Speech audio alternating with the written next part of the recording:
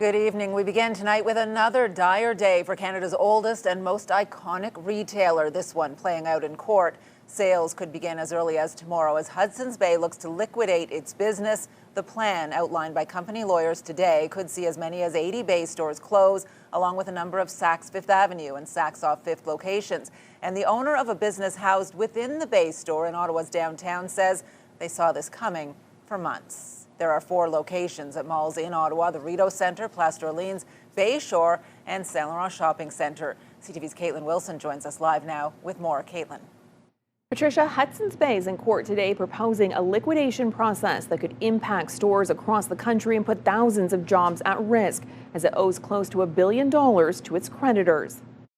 If you look closely on Rideau Street, you'll find a ghost of retail past. It's where Gavin Murphy is capturing history as Hudson's Bay, like so many giants before it, is on the brink of closing for good. It is unfortunate. I grew up in Ottawa and there was a whole line of department stores up and down Rideau Street and on the mall, and this is the last one, and it's a piece of Canadiana. If approved by a judge, the company could start liquidating its entire business as early as Tuesday, a process which could take up to 12 weeks, affecting all 80 stores across the country, plus 3 Saks Fifth Avenue and 13 Saks Off Fifth locations. We were a little blindsided, to say the least.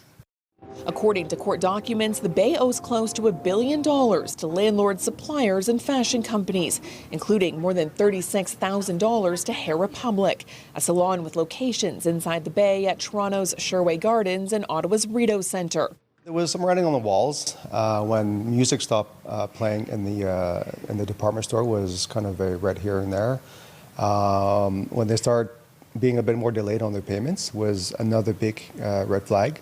Earlier this month, the retail giant filed for creditor protection, citing changing consumer habits post-pandemic, the rising cost of living, and trade tensions with the U.S. I think we can also accept the fact that there has been a real lack of retail strategy at Hudson's Bay as well. And so put it all together, and it brings us to where we are today.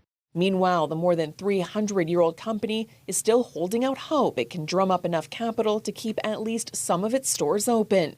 They either need someone to come to the table and offer them financing, which in this current environment is going to be difficult to find, or they need some other company. Biding time for the Nuyens to come up with a plan for its 2 locations and 10 staff. We'll continue business as usual for the month of March, but really having an action plan, concrete plan by April, May. And the Bay plans to stop accepting gift cards after April 6th and has already paused its loyalty program with more than 8 million Canadians holding around $58 million in unused points. Patricia? All right, tough one. CTV's Katelyn Wilson.